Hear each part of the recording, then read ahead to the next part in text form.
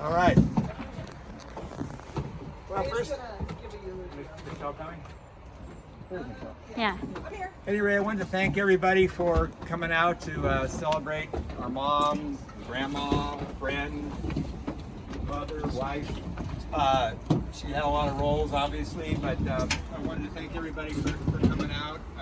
We had kind of a quiet, private little celebration of her life, and I know Mom would be really happy that every one of you were here. I mean, every one of you were close to her. She was super caring and loving, and really enjoyed being around everybody and family. So I know, if she were here, she would love every moment of this. So I want to thank everybody for coming out. I was going to try to introduce everybody. I guess it would take a while, but just real quickly. We have Dana, cousin Dana. Otherwise known as Donald Duck. She Dana, was my Aunt Joanne. Yeah. And my mom was the oldest in the family. Joanne was the youngest. My mom was about 13 when Joanne was born. And so she took care of Joanne. And they became really close because of that. Yeah. So I'm going to read a little history to you. I heard, Betty, Aunt Betty we called her, Elizabeth, she wrote quite a history of their life. It's 89 pages long, and I was reading through the whole thing. And you have these things for years, and you never even sit down and read it, right? Until some reason to read it, I guess.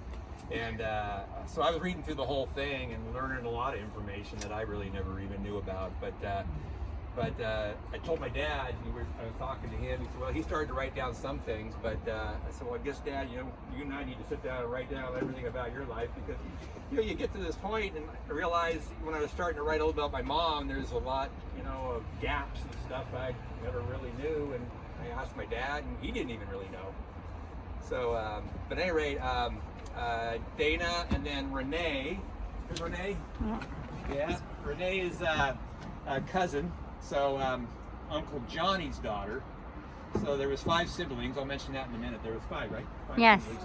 So there was Elizabeth, who was the oldest, Betty, and then there was Margaret, and then there was Johnny, Louise, and then my mom. I think that's the order. Yeah. I think. And so anyway, they all lived in Grants Pass up in Oregon. Renee is still up in Oregon, in Bend, and we have some other cousins up there too from Aunt Margaret. So my cousin Danny and Claudia, but they couldn't make it down for this. But at any rate, thank you everybody for coming out, and for Ron and Bonnie hosting it all. It was just kind of a casual thing, but certainly glad you guys could come. Kathy and doing the food. Yeah, for doing all the food. Yeah, t-shirts were pretty good. So, but at any rate, I just wanted to kind of read this. I put together some notes on my mom, and kind of a little bit about where she came from, her history, and then kind of moved into more of the life that I knew about, But I'll just kind of read it to you here. I said our mom, her name was Joanne Catherine Schieferstein. So my sister was named after her middle name. Where Kathy went. There she is. Yeah. So she's Catherine, Joanne Catherine Schieferstein. She was born on August 28, 1929 in Klamath Falls, Oregon.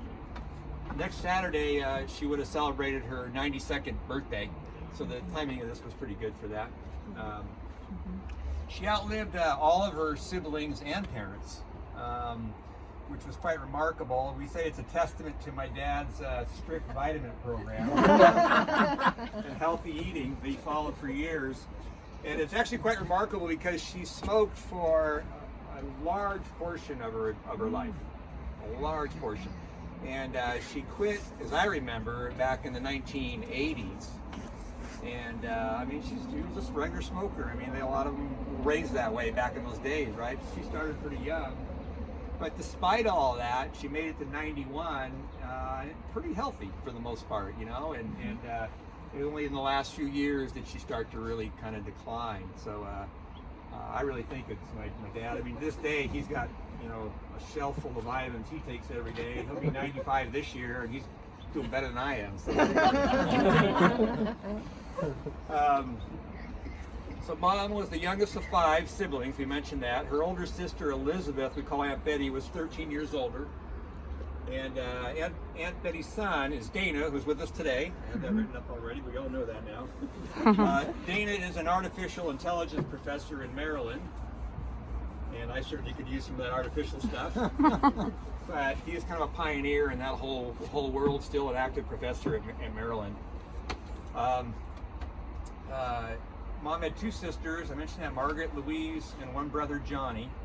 Uncle Johnny's daughter, Renee, is also with us. We mentioned that. She lives in a paradise called Bend. I call it a paradise. We were just up there. It's a beautiful place, right?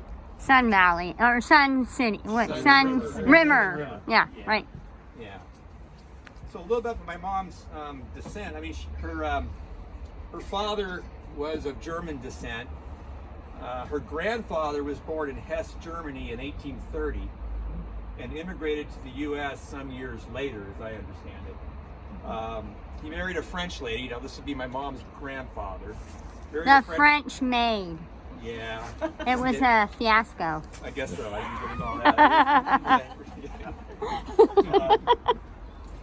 that.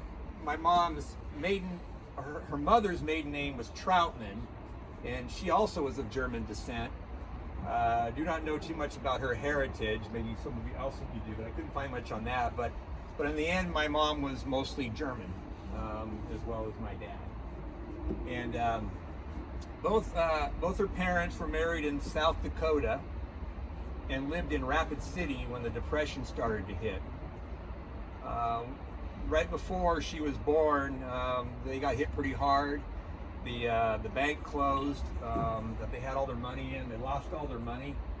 This is all in Aunt Betty's little write-up of history I was reading. My mom's grandparents, I guess, had lived out that way in Rapid City area, and they'd moved out a little earlier to out west, to Klamath Falls, is how I was understanding it. And which Klamath Falls, I guess you guys know where that is. It's just over the California border, kind of eastern Oregon, eastern California. And they moved to Klamath Falls sometime before that, and the grandfather apparently wrote back and said that the Depression wasn't hitting as badly out west, and that there were still jobs available. So at this point, my mom's father had no job, no money, didn't have anything. And so they had some furniture from their house, and they had a house, so they sold the furniture, and then they traded the equity in their house for a car called a Whippet. Have you heard of the Whippets? I looked one up. They're pretty cool. Why are you looking at me? I don't know. You know. Did you have one of those, Gene?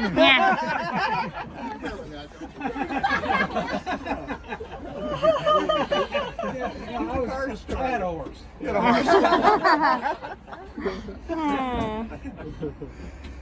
So they headed to Klamath Falls in the winter of 1928-29. I guess it must have been early 29. It was snowing, ice. I didn't make all the notes here, but I guess they had one heck of a time. They're just in an old jalopy of a car, the old Whippet, and they were having to travel through the snow and the ice with the whole family, right?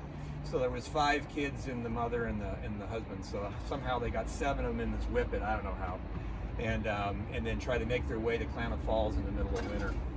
Sure, wasn't a buggy. You might have been a buggy. Yeah, Whippet. Are you going to tell about the silverware? No. I didn't. I believe they were on the Oregon Trail. Were they on the Oregon Trail? Used to say that, the Oregon Trail. Was it? Might have been. I don't know if Yeah, so this is like 1928. It's the old dirt road. Yeah, dirt. And they put a bunch of stuff on the buckboards, like everything they could carry. And apparently somewhere along the way, the mother's The silverware she handed down from sterling her mother. silver that had been in the family set got fallen off, and they went back to try to look for it in the snow and never found it. Yeah. Pretty. So they didn't have much to begin with, but what they had started falling off the car, I guess. So they're having a rough road. Anyway, they headed back to Klamath Falls, and